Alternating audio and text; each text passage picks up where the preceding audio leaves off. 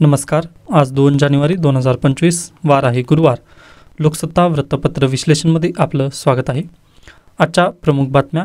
शेतकऱ्यांना दिलासा, खतावरील अनुदान कायम, पंतप्रधान पीक विमा योजनेला बळ. जानेवारी अखेर विक्रमी क्षेत्रावर पेरणी शक्य. राज्यामध्ये यंदाच्या रब्बी हंगामात उच्चांकी पेरणी झाली आहे. डिसेंबर अखेर 58,68,728 हेक्टरवरती पेरणी झाली आहे. मका करडईच्या क्षेत्रात वाढ तर ज्वारीच्या पेरणीत घट झाली आहे. जानेवारी अखेर रब्बीतील पेरण्या होतात, त्यामुळे यंदा विक्रमी क्षेत्रात लागवडी होण्याचा अंदाज आहे. याच पार्श्वभूमीवर केंद्र सरकारने DAP खतावरील अनुदान कायम ठेवण्याचा निर्णय घेतलेला आहे.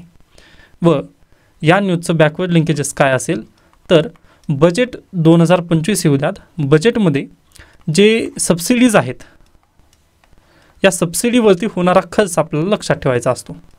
UPSC किंवा MPSC परीक्षेला हा प्रश्न बिलकुल विचारला जाईल.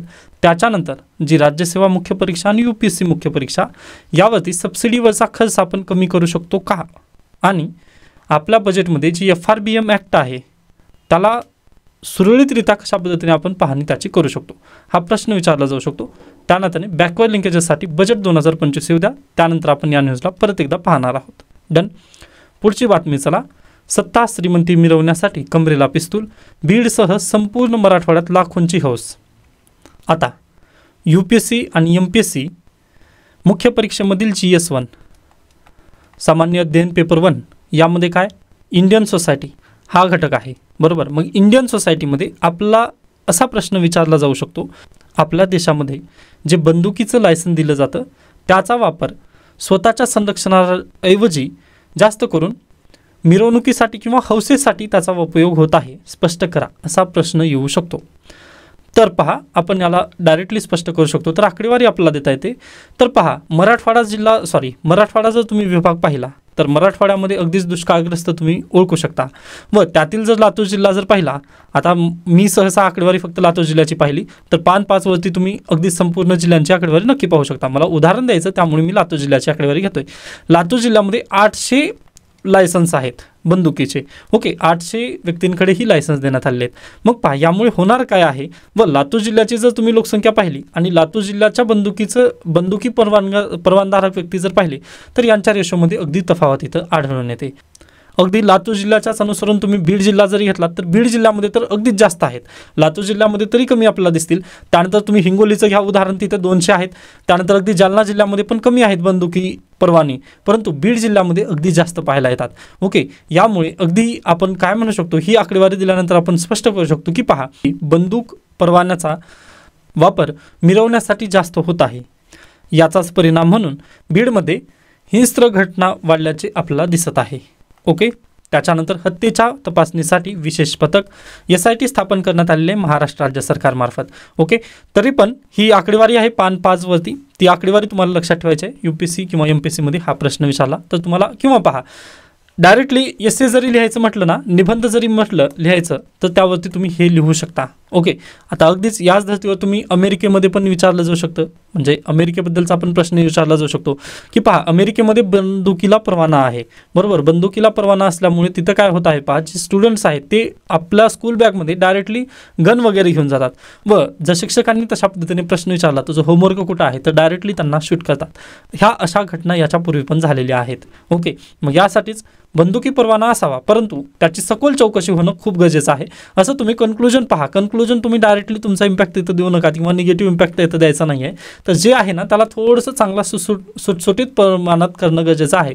असं तुम्हाला कन्क्लुजन तिथं देणं महत्त्वाचं आहे. ओके, आय होप हा पॉईंट तुम्हाला समजलेला असेल. त्यानंतर पहा, अगदीच जी मागणी होती तुमची लोकसत्ता आणि इंडियन एक्सप्रेसचं PDF ते मी ऑलरेडी आपल्या टेलिग्राम ग्रुपवरती टाकलेलं आहे. तर प्लीज ज्या विद्यार्थ्यांना टेलिग्रामची ID माहिती नाही आहे त्यांनी प्लीज जे डिस्क्रिप्शन बॉक्स आहे त्यामध्ये तुम्हाला ते मिळून जाईल. त्याच्यानंतर इंडियन एक्सप्रेस, आजच्या इंडियन एक्सप्रेसमध्ये पण तेच बातमी आहेत पहा, की government extend special subsidy on DAP, ते आपण पाहिलेली आहे बातमी. त्यामुळे मी या न्यूजला घेत नाही आहे किंवा इंडियन एक्सप्रेस आजचा मी जास्त विश्लेषण करत नाही आहे. ज्या विद्यार्थ्यांना अगदीच रीडिंग कम्प्रिहेन्शन चांगलं ठीक करायचं आहे त्यांनी लोकसत्ता माझं पाहून घेऊ शकता. त्याच्यानंतर इंडियन एक्सप्रेस जे आपलं टेलिग्राम चॅनलवरती देण्यात आलेलं आहे, ते तुम्ही नक्कीच पाहून घेऊ शकता. हे स्वतःहून तुम्ही वाचून घ्या, काही याच्यामध्ये जास्त डिफरन्स वगैरे नाही आहे. ओके, त्याच्यानंतर आणखीन एक महत्त्वाची बातमी इथं माझ्याकडून सुटलेली आहे. तर बिगर बासमती तांदळाची निर्यात केंद्र सरकारने 2022 मे महिन्यामध्ये एक निर्णय घेतलेला होता की आजपासून आपण बासमती चावल ऐवजी जे बिगर बासमती चावल असेल ते आपण आता निर्यात करणार नाही.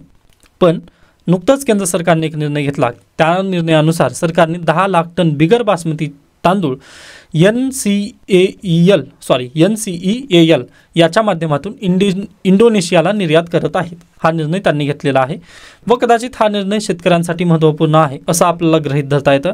कारण पहा, आपल्याकडे जो साठा आहे ना, तो आपण दुसऱ्याला जर दिला तर आपला साठा काय होईल, इथं कमी होईल. मग नवीन वर्षामध्ये जे तांदूळ पिकलं जाईल तो परत एकदा साठा इथं भरला जाईल व तांदूळ साठा भरण्यासाठी काय होईल, इथं मागणी वाढेल. ओके, तांदूळ साठा परत एकदा आपला त्या लेवलला भरण्यासाठी आपल्याकडे मागणी वाढेल. मागणी वाढला व पुरवठा त्या पद्धतीने जर वाढला तर आपल्याकडे काय किमती नक्कीच वाढतील. ओके, मागणी आणि पुरवठ्याचा सिद्धांत तुम्ही एकदा लक्षात घ्या. त्यानुसार किमती परत एकदा शेतकऱ्यांना तांदळाच्या किमती अगदी चांगल्या पद्धतीने त्यांना मिळून जातील किंवा त्याची प्राईस त्यांना योग्य पद्धतीने मिळेल. यानुसार ही न्यूज आपल्यासाठी महत्त्वपूर्ण होती. ओके, पुढे चला. त्यानंतर पुढची बातमी, वीज दरवाढीची तांगती तलवार, प्रति युनिट 40 पैसे वाढण्याची भीती, केंद्र सरकारकडून मार्ग काढण्याचा प्रयत्न. 10 जानेवारीला या संदर्भात केंद्र सरकारची बैठक आहे. त्यामुळे आताच या न्यूजला आपण जास्त डीपली जायचं नाही आहे. याबद्दल नक्कीच विश्लेषणमध्ये एखादा आर्टिकल येईल, त्यावेळेस आपण नक्की पाहूयात. त्याच्यानंतर पुढे महाकुंभमेळा उत्तर प्रदेशमध्ये 13 जानेवारी ते 26 फेब्रुवारीपर्यंत चालणार आहे. त्यासोबतच भारत अमेरिका सांस्कृतिक संपत्ती करारावर लास्ट इयरमध्ये स्वाक्षरी झालेली आहे. याबद्दलची ही बातमी आहे. परीक्षेला प्रश्न असा येऊ शकतो पहा की नुकतंच 2024मध्ये कोणत्या देशासोबत आपला सांस्कृतिक करार झालेला आहे. पहिलं ऑप्शन येईल UAE, दुसरा ऑप्शन असेल पहा UK, तिसरं असेल पहा USA आणि चौथं ऑप्शन असेल पहा नन ऑफ दी अबव.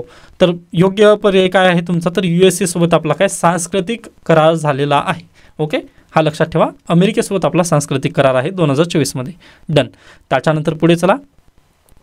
संरक्षण दलांसाठी 2025 हे सुधारणा वर्ष, सशस्त्र दले अधिक सुसज्ज अत्याधुनिक करणार आहेत. मग 2025 ह्या वर्षामध्ये संरक्षण दलात कोणत्या सुधारणा होणाऱ्या आहेत ते पाहूयात आपण. तर पहिली आहे पहा, तंत्रज्ञान हस्तांतराला प्राधान्य देण्यात येणार आहे, म्हणजे आर्टिफिशियल इंटेलिजन्सवरती जास्त काम केलं जाईल. नेक्स्ट आहे संरक्षण क्षेत्र आणि नागरी उद्योगांमध्ये ज्ञानाचे आदानप्रदान, सार्वजनिक खाजगी भागीदारीला प्राधान्य म्हणजे PPP मॉडेल. त्यानंतर संरक्षण साहित्याची निर्यात वाढ, भारतीय उद्योग आणि परदेशी संरक्षण साहित्यातील निर्मिती करणाऱ्या उद्योगांमध्ये संशोधन व विकासामध्ये भागीदारी वाढवण्यात येणार आहे. आता ही न्यूज अगदी बेस्ट का म्हणत आहे किंवा अतिशय महत्त्वाचं आहे पहा, हे सोल्युशन पण आहे तुमचं. ओके, परीक्षेला जर विचारण्यात आलं ना, डिफेन्स मिनिस्ट्रीमध्ये आपल्याला काय सुधारणा घेणं गरजेचे आहेत किंवा डिफेन्स सेक्टरमध्ये आपल्याला काय सुधारणा आवश्यक आहेत, तर तुम्ही हे सोल्युशनमधून पण लिहू शकता. पहा, अद्याप यांनी निर्णय घेतलेले नाहीत. हे सर्व जे आहे ना ते बजेटमध्ये येतात आता गोष्टी. ओके, बजेट ज्यावेळेस येईल ना 2025 त्यावेळेस आपल्याला सगळ्या गोष्टी समजतील की कोणत्या सुधारणा तिथं घेतल्या जातील. ओके, पण परीक्षेला जर आपला प्रश्न विचारला ना मेन्समध्ये, तर तुम्ही हे लिहा की सोल्युशन आहेत. तंत्रज्ञान आणि हस्तांतराला प्राधान्य देणं गरजेचं आहे. संरक्षण क्षेत्र आणि नागरी उद्योगांमध्ये ज्ञानाचे आदान प्रदान होणं गरजेचं आहे. PPP मॉडेल राबवलं गेलं पाहिजे. ओके, केंद्र सरकार आणि जे खाजगी सेक्टर आहे त्या दोघांनी एकत्र मिळून काम करणं म्हणजेच काय PPP मॉडेल. त्यानंतर संरक्षण साहित्याची निर्यात वाढ तिथं करणं गरजेचं आहे. असे जे सोल्युशन इथं ज्यांनी जे म्हटलेले आहेत ना राजनाथ सिंह यांनी, हेच तुम्ही सोल्युशन म्हणून तिथं यूज करायचं आहे. तुम्हाला प्रॉब्लेम तिथं सांगायचं, पण सोल्युशन काय आहेत तर हे पॉईंट सोल्युशन आहेत. आय होप हा पॉईंट तुम्हाला अगदी योग्यरित्या समजलेला असेल. त्याच्यानंतर पुढे चला. हरित वायू उत्सर्जनात घट, United nations framework convention on climate change यांचा अहवाल नुकताच प्रकाशित झाला. त्या अहवालानुसार पहा 2019मध्ये 2020च्या तुलनेत भारताच्या एकूण हरितवायू उत्सर्जनात 7.93% घट झाली आहे. ओके, कोणता अहवाल आहे परत एकदा लक्षात घ्या, United nations framework convention on climate change. Okay, me PDF तुम्हाला दिले, त्याचे स्क्रीनशॉट काढा किंवा एक डायरी तुमच्यासोबत कॅरी करा. त्या डायरीमध्ये मी जे पॉईंट हायलाईट केलेले आहेत व मी तर तुम्हाला सांगत असतो ना ते पॉईंट तुम्हाला लिहून ठेवायचे डायरीमध्ये. ओके, कारण हे वृत्तपत्र शिळं होतं व दुसऱ्या दिवशी तुम्ही याला पाहत नाही उघडून. त्यासाठी प्लीज हे थोडेसे न्यूज तुम्ही डेली बेसिसवर डायरीमध्ये लिहून काढू शकता. त्याच्यानंतर भव्य महाकुंभ मेळ्यासाठी उत्तर प्रदेश सरकार सज्ज. मी सांगितलं ना तुम्हाला 13 जानेवारी ते 26 फेब्रुवारीपर्यंत महाकुंभ मेळा आहे. मग आता इथे पण पहा, आर्टिफिशियल इंटेलिजन्सचा एखाद्या गजदीमध्ये यूज कसा कराल तुम्ही याबद्दल जर प्रश्न आला किंवा अगदीच पहा अल्लू अर्जुन यांची केस घ्या तुम्ही. अल्लू अर्जुन यांच्या केसमध्ये काय झालं पहा, तिथं स्टॅम्पेड झालं व त्यामध्ये एक महिला दगावला, बरोबर. मग ती तसं होऊ नये, चेंगराचेंगरी होऊ नये, यासाठी काय करणं गरजेचं आहे, आर्टिफिशियल इंटेलिजन्सचा तुम्ही वापर कसा कराल, असा जर प्रश्न आला ना, तुम्ही इथं सोल्युशन हेच वापरू शकता. पहा इथे सोल्युशन ऑलरेडी दिलेले आहेत. उपस्थित भाविकांची नेमकी संख्या जाणून घेण्यासाठी AI कॅमेरे, मनगटावरील RFID बँड आणि मोबाईल ॲप ट्रॅकिंग आदी पद्धतींचा वापर केला जाणार आहे. एक तर ड्रोन असतील, त्यानंतर पहा आपलं आरोग्य सेतू ॲप जसं तुम्ही पाहिलात कोविड दरम्यान आरोग्य सेतू ॲप आलं होतं पहा, अगदी त्याच बेसिसवर महाकुंभ मेळ्यासाठी एक ॲप लॉन्च केलं जाणार आहे. त्यानंतर RFID बँड, जसं वाघाच्या गळ्यामध्ये जे RFID band, radio collar band असतं ना, अगदी त्याच धर्तीवर तुमच्या जे रिस्ट वॉच असते त्याऐवजी तिथं RFID बँड तुम्हाला प्रोव्हाइड केलं जाणार आहे. या 3 गोष्टींमुळे होणार काय पहा, जर अगदीच स्टॅम्पेड वगैरे क्रिएट झालेलं असेल किंवा एखादा व्यक्ती जर समूहामधून बाहेर पडून जर हरवण्याची जर शक्यता असेल ना, तर तिथं ते RFID बँडवरून त्याची स्थान निश्चित तिथं करता येते. ओके. त्यानंतर GPS ट्रॅकिंग तिथं केली जाईल. यासोबतच ड्रोनद्वारे ना कोणी अगदी हरवलं असेल किंवा म्हणजे आता पहा आपण पाहिलेलं आहे की पाण्यातील 100 मीटर पाण्याच्या आतमध्ये 100 मीटर खोलीवरती काय ड्रोन बसवण्यात येणार आहेत. यामुळे काय होईल पहा, अगदी एखादा जर व्यक्ती तिथं म्हणजे स्नान करत असताना जर त्याचं ॲक्सिडेंट वगैरे जर झालं तर त्याला आपण तिथून वाचू शकतो, की त्याच्यासोबत काही जर झालं ना लगेच ड्रोनद्वारे तिथं सिग्नल वगैरे प्राप्त होतील. मग या कारणांसाठी आपण आर्टिफिशियल इंटेलिजन्सचा यूज करू शकतो. हे जे काही सांगितलं ना हे सोल्युशन्स आहेत. ओके. तर प्लीज याचं पण तुम्हाला स्क्रीनशॉट घ्या किंवा अन्य काही करा, पण तुम्हाला हे लक्षात ठेवायचे आहेत गोष्टी. डन. म्हणजे हे बने बनाई न्यूज किंवा बने बनाई आन्सर आपल्याला मिळालेले आहेत. तुम्हाला इथं स्वतःला ब्रेन स्टॉर्मिंग वगैरे करण्याची आवश्यकता नाही आहे. ओके. त्यामुळे हे बने बनाई आन्सर तुम्ही नक्की लक्षात ठेवायचं आहेत. डन. त्याच्यानंतर 3 राज्य फिरणारी वाघीण अखेर ओडिशात परतली, रेडिओ कॉलरमध्ये तांत्रिक बिघाड. ओके. आता मी फक्त एक सांगत नाही आहे तुम्हाला, तर अगदी देशभरातील जेवढे नॅशनल पार्क आहेत ना तेवढे प्लीज तुम्ही एकदा नॅशनल पार्क पाठ करून ठेवा. 142 दिवस राहिले आहेत UPSC प्रिलिमला व UPSCमध्ये हा प्रश्न नक्की विचारला जातो. त्यामुळे प्लीज सिमलीपाल नॅशनल पार्क फक्त लक्षात ठेवायचं नाही आहे, तर संपूर्ण जे नॅशनल पार्क्स आहेत ना देशभरातील ते तेवढे तुम्हाला लक्षात ठेवायचं. त्यानिमित्ताने हे संपूर्ण तुमचं होमवर्क असेल. डन. त्याच्यानंतर हा आर्टिकल स्किप करा. नेक्स्ट आहे भूवैज्ञानिक सर्वेक्षणाचा प्रारंभ. आता जिओग्राफी ऑप्शनलच्या विद्यार्थ्यांसाठी ही न्यूज महत्त्वाची आहे. बाकी थोडंसं जे समरी आहे ते मी सांगण्याचा प्रयत्न करेन. तर पहा हा आपला प्यारा भारत. मग आपल्या देशामध्ये जेव्हा इंग्रज आले ना त्यांनी इंडस्ट्रियल रिव्होल्यूशन घेऊन आलं, बरोबर. कारण ब्रिटनमध्ये ऑलरेडी इंडस्ट्रियल रिव्होल्यूशन झालेलं होतं. मग पहा ब्रिटनमध्ये झालेल्या इंडस्ट्रियल रिव्होल्यूशनला पाठपुरावा करण्यासाठी किंवा कच्चा माल भारतातून तिकडे घेऊन जाण्यासाठी, त्यासोबतच तिकडून बनवून आलेला पक्का माल जो आहे तो भारतामध्ये डम्पिंग करण्यासाठी त्यांना कशाची गरज होती पहा, तर अगदीच जाळं इथं रेल्वेचं प्रस्थापित करण्याची त्यांना आवश्यकता होती, बरोबर. मग रेल्वेचं जाळं जरी पसरायचं म्हटलं तर त्याला काय लागेल, एनर्जी लागेल. व तत्कालीन रेल्वे कशा पद्धतीची होती पहा, तर वाफेवर चालणारी होती. मग वाफेवर चालणारी जी रेल्वे असेल मग त्यासाठी काय महत्त्वाचा असतो तर दगडी कोळसा, बरोबर. मग ब्रिटनला काय गरजेचं पडलं पहा, किंवा जे ब्रिटिश सरकार होतं त्यावेळेचं त्यांना दगडी कोळशाची इथं निकड भासू लागली. मग हेच दगडी कोळशाची निकड त्यांनी कमी करण्यासाठी व भारतामध्ये दगडी कोळशाचे स्रोत हुडकण्यासाठी त्यांनी कोणाला आणले पहा, तर एक अनुभवी अधिकारी त्यांनी इथे घेऊन आले. ओके. 1846 मधील ही घटना आहे पहा. तर डेव्हिड विल्यम्स यांची 1846 कोळसा क्षेत्र अन्वेषण अधिकारी म्हणून नियुक्ती करण्यात आली भारतामध्ये. डन. ब्रिटनचा अधिकारी कुठे येऊन राहू लागला पहा, भारतामध्ये 1846 त्याची नियुक्ती करण्यात आली. ओके. हा पॉईंट लक्षात आला. त्याच्यानंतर यासोबतच यांच्या अधिपत्याखाली आणखीन एक PA किंवा त्यांचा एक सहाय्यक म्हणून फ्रान्सिस जोन्स यांची पण नियुक्ती करण्यात आली. ओके. 1846 अधिकारी डेव्हिड विल्यम्स त्यासोबतच फ्रान्सिस जोन्स या दोघांची नियुक्ती भारतामध्ये करण्यात आली. मग हे दोघं पहा अगदीच झारखंडमध्ये गेले. झारखंडमधील धनबाद आणि बर्दवान या 2 जिल्ह्यांची पाहणी केली व त्यांनी शोध लावला की बा इथे झारखंडमध्ये कोळसा आपला बिलकुल सापडत आहे. डन. मग त्यांनी इथे कोळशाचा शोध लावला, पण प्रॉब्लेम काय झाला पहा, त्यांना काही दिवसानंतर लगेच काय झाली तर त्यांची हेल्थ खराब झाली व हेल्थ खराब झाल्यानंतर त्यांना समजलं की आपल्याला हिवतापाने ग्रासलेला आहे व त्यांचं तिथंच निधन झालेलं आहे, बरोबर. मग हिवतापाने त्यांचं तिथंच निधन झालं, ते वापस जाऊ शकले नाहीत. मग हे लगेच ब्रिटिश सरकारला लक्षात आलं की बा आपल्याला थोडंसं इथं काय करणं गरजेचं आहे, याबद्दल पावले उचलणं गरजेचं आहे. कारण अगदी त्यांनी इथं शोध लावलेला होता, परंतु त्यांनी कुठे कोणत्या क्षेत्रात शोध लावला हे त्यांनी सांगितलेलं नव्हतं.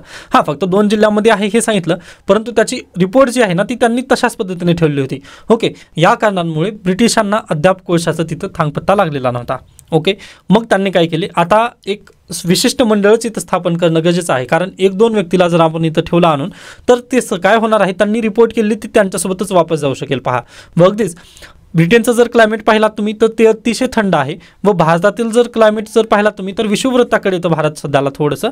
मग या कारणांनी आपलं क्लायमेट कसं आहे, थोडंसं हॉट आहे. बरोबर, या 2 कारणांनी त्यांना काय वाटलं की नाही, क्लायमेटसोबत आपण खेळ वगैरे करू शकत नाही, त्यासाठी आपण इथं एक डिपार्टमेंट स्थापन करूयात. मग यासाठी सरकारने ब्रिटिश भूवैज्ञानिक सर्वेक्षण या विभागाच्या धर्तीवर भारतातच नवा विभाग चालू केला व आयर्लंडमध्ये टॉमस ओल्डहॅम डब्लिनच्या ट्रिनिटी महाविद्यालय प्राध्यापक म्हणून ते काम करत होते. बरोबर, मग यांनी काय केलं, डायरेक्टली आयर्लंडमधील टॉमस ओल्डहॅम यांना त्यांनी भारतामध्ये घेऊन आले व 4 मार्च 1851 रोजी भारतीय भूवैज्ञानिक सर्वेक्षण म्हणजेच जिओलॉजिकल सर्वे ऑफ इंडिया हा विभाग सुरू केला. कधी, 1851, 4 मार्च 1851 रोजी त्यांनी आयर्लंडमधील एक प्राध्यापक यांच्या मदतीने हा विभाग भारतामध्ये चालू केला. 1851चा हा विभाग आहे. आता जे ऑप्शनलचे विद्यार्थी आहेत त्यांच्यासाठी हे जे संपूर्ण घडामोडी होती ती माहिती असणं गरजेचं आहे. त्याच्यानंतर जे UPSC प्रिलिमचे जे विद्यार्थी आहेत ना त्यांच्यासाठी हे महत्त्वाचं काय आहे तर क्रोनॉलॉजी. ओके, परीक्षेला डायरेक्टली विचारलं जाऊ शकतं की जिओग्राफिकल सर्वे ऑफ इंडिया हे लॉर्ड डलहौसी यांच्या कार्यकाळामध्ये स्थापन झालेला आहे का, असं डायरेक्टली तिथं स्टेटमेंट येतं. किंवा क्रोनॉलॉजिकल इफेक्ट जर म्हटला तुम्ही तर पहिल्यांदा भारतामध्ये रेल्वे आली की जिओलॉजिकल सर्वे ऑफ इंडिया आलं. हे पण दोन्ही गोष्टी तुम्हाला माहिती असणं गरजेचे आहेत. त्याच्यानंतर ह्याच वेळेस काय झालं होतं, तत्कालीन घडामोडी जर पाहिला तर 1857चा उठाव पण आहे. ओके, तर त्यानंतर प्लासी बक्सारची लढाई ह्या 2 गोष्टी पण आहेत आपल्या भारतामध्ये. यासाठी थोडंसं याला तुम्ही क्रोनॉलॉजिकल इफेक्टनुसार पण लक्षात ठेवणं गरजेचं आहे. डन, आय होप हा पॉईंट तुम्हाला अगदी योग्यरित्या समजलेला असेल. त्याच्यानंतर पुढे चला, शेजार सौख्याची शालीनता. मी हा लेख स्किप करत आहे, शक्य झालं तर तुम्ही वाचून घेऊ शकता, पण याच्यापूर्वीच आपण हे सर्व पॉईंट डिस्कस केलेले आहेत, स्किप करा. त्याच्यानंतर माफीने मणिपुरात सलोखा दिसेल का, आताच याबद्दलचा इफेक्ट तुम्ही लक्षात घेऊ नका, ज्या दिवशी आपल्याला इफेक्ट लक्षात येईल त्यानंतर आपण नक्कीच याबद्दल चर्चा करूयात. डन. त्याच्यानंतर एक लेख आहे जे की इकॉनॉमिक्ससाठी खूप महत्त्वाचा आहे, तो आपण पाहूयात. आता पहा, देवेंद्र फडणवीस सरकार स्थापन झाल्यानंतर त्यांनी महाराष्ट्र आता थांबणार नाही हा एक संदेश त्यांनी त्यांच्या कवितेमधून दिला. याच संदेशाला आधारित आपला कार्य कशा पद्धतीने करायचं आहे हे थोडंसं आपल्याला पाहणं गरजेचं आहे. ओके, आव्हान आहे आता हे निर्मूलनाचे, त्याबद्दलचा हा लेख आला. तर पहा, नुकतंच पंतप्रधानांच्या आर्थिक सल्लागार परिषदेने एक अहवाल प्रसिद्ध केला. तो अहवालाचं नाव काय आहे पहा, भारतातील राज्यांची सापेक्ष कामगिरी 1960-61 ते 2023-24 हा अहवाल पंतप्रधानाच्या आर्थिक सल्लागार परिषदेने जारी केलेला आहे. मग या अहवालामध्ये काय दिसून आलं पहा आपल्याला, तर जे GDP आहे ना त्या GDPमध्ये अगदीच थोडीशी घट आपल्याला दिसून आली.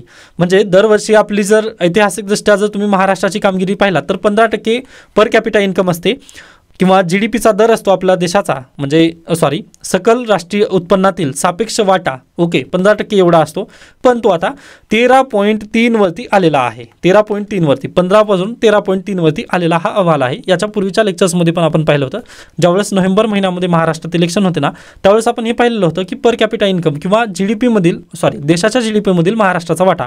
ओके, तर हा वाटा पहा, पूर्वी 15% होता, तो आता 13.3% एवढा झालेला आहे. महाराष्ट्र हा भारतातील सर्वात मोठा GDP योगदान करता आहे.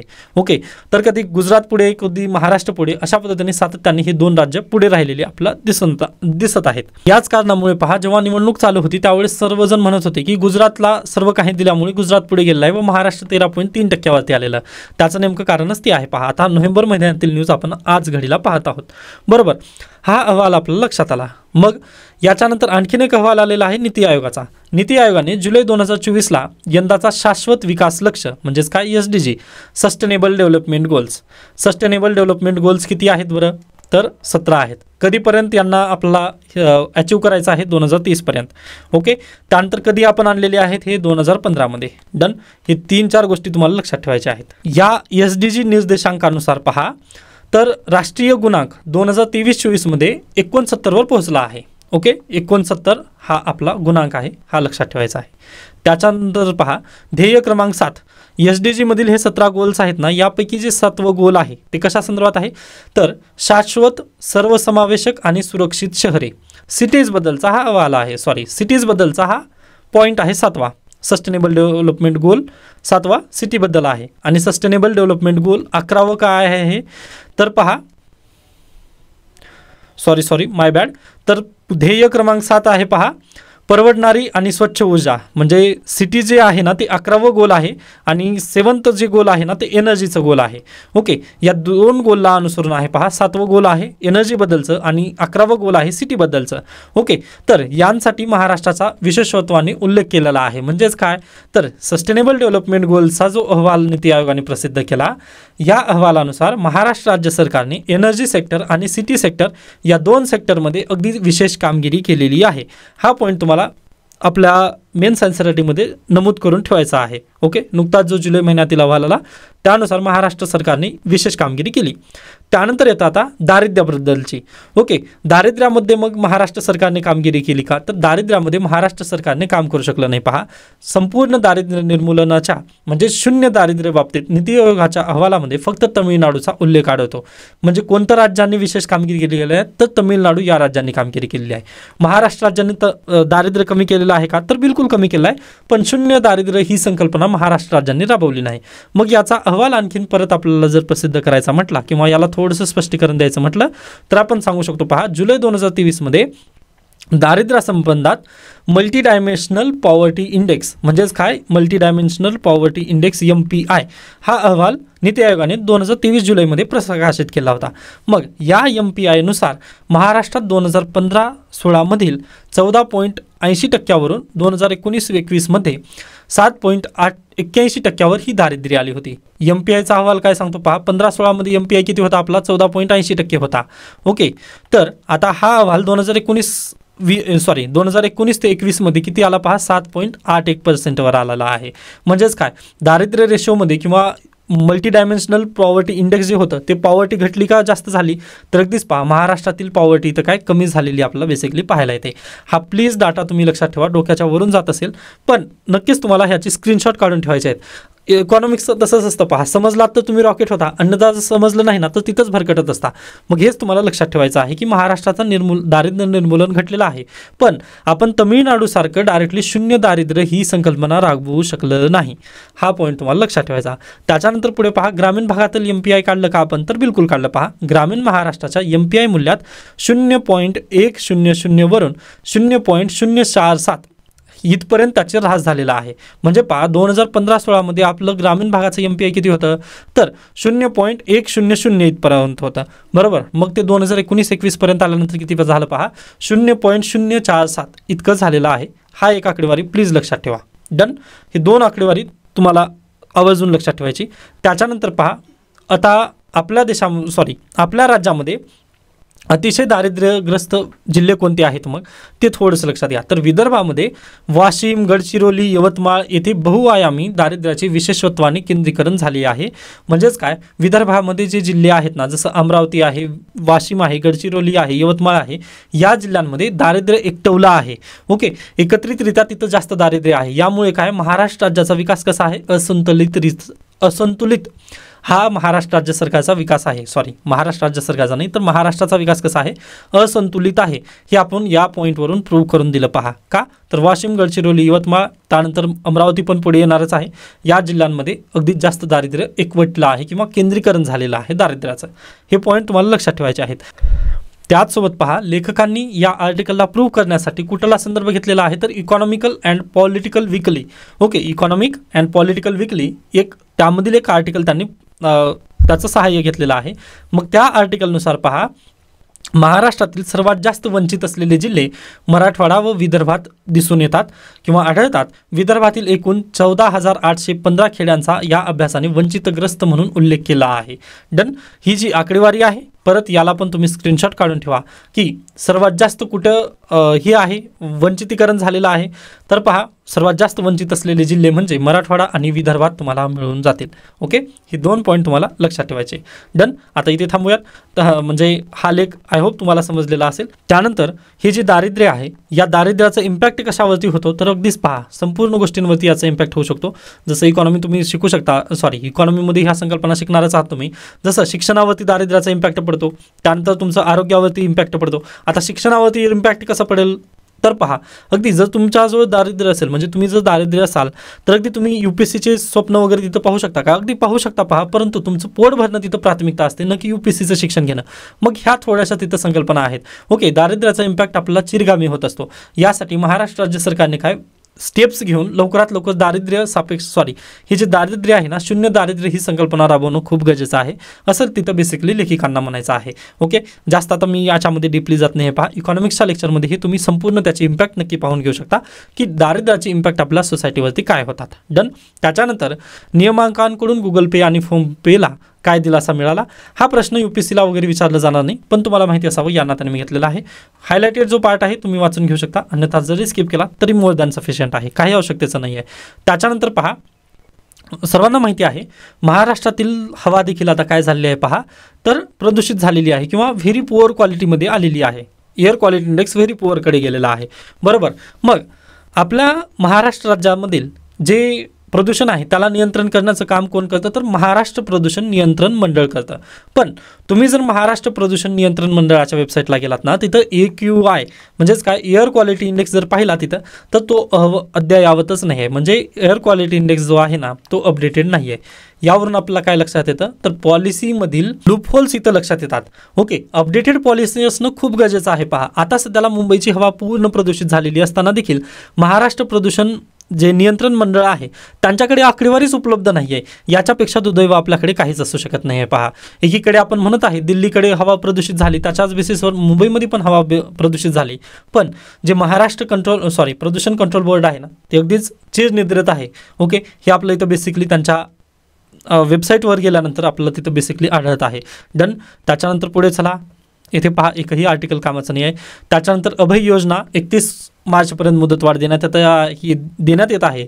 मग परीक्षेला प्रश्न असा पण येऊ शकतो की अभय योजना हे कशा संदर्भात आहे तर अगदीच वीज बिलासंदर्भात ही अभय योजना आहे. मग वीज बिलासंदर्भात काय ही अभय योजना आहे तर पहा, होतं काय, 100 रुपये जर तुमच्याजवळ थकबाकी असेल व तुम्हाला फेडायची आहे थकबाकी पण तुमच्याजवळ पैसे नसतील तर ते काय केलं जातं, 30% तिथं कपात केली जाते. ओके, 30% तुम्हाला सूट दिली जाते. म्हणजे उर्वरित 70% रक्कम आहे ना, ते 70% रक्कम तुम्हाला 6 हप्त्यामध्ये फेडायची असते. हे आहे काय अभय योजना. डन. तर त्याला 31 मार्चपर्यंत मुदतवाढ देण्यात आली आहे, हे तुम्ही लक्षात घ्या. त्यानंतर पहा, आता लोकसत्तामध्ये यावर्षी नवीन त्यांनी फीचर्स दिलेले आहेत. पहा, नव्या वर्षाचा फॉर्च्युनर.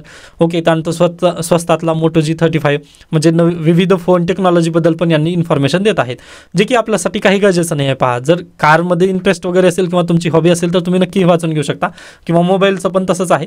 पण आता सध्याला UPSC असे प्रश्न विचारत नाही. ज्यावेळेस विचारायला लागले त्यावेळेस मी पण तुम्हाला घेण्याचा प्रयत्न करेन, पण मला नाही वाटत, त्यामुळे मी हे स्किप करत आहे. त्याच्यानंतर UPSCची बाराखडी. आता आपण भरपूर पुढे आलेले आहोत, त्यामुळे ही आपल्यासाठी गरजेचं नाही आहे.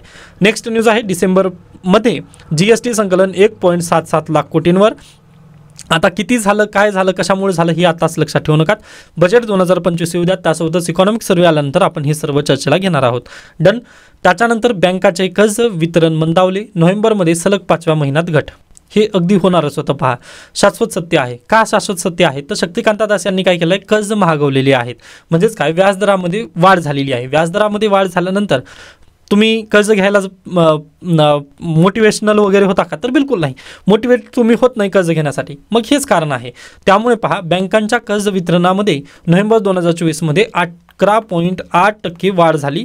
ही वाढ नोव्हेंबर 2023मध्ये किती होती पहा तर 16.5 होती. 16.5 2023 आणि 11.8% वाढ कधीची आहे 2024ची. मग कमी झाली का वाढली तर अगदीच कमी झालेली आहे. पहा, वाढ कमी झाली. यावरून आपल्याला काय दिसतं तर बँकामध्ये सलग 5व्या महिन्यामध्ये ही घट झालेली आहे. आता फेब्रुवारी 2025 येऊ द्यात, मग त्यावेळेस जे नवीन आपले RBIचे गव्हर्नर आहेत त्यांनी निर्णय घेऊयात की जे व्याजदर आहे त्यामध्ये चढ उतार होईल का, मग त्यावेळेस आपण पाहूयात की कर्ज वाढेल किंवा कमी होईल.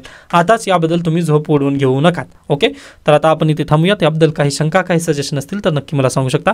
बाकी इंडियन एक्सप्रेस तुम्ही स्वतःहून वाचून घेऊ शकता. ह्याच बातम्या आहेत. जे मराठीत बातम्या बोललो ते तुम्हाला जर इंग्लिश तुमची इम्प्रूव्ह करायचं असेल तर हे नक्की लेख वाचून घेऊ शकता किंवा वृत्तपत्र वाचून घेऊ शकता. ओके, धन्यवाद.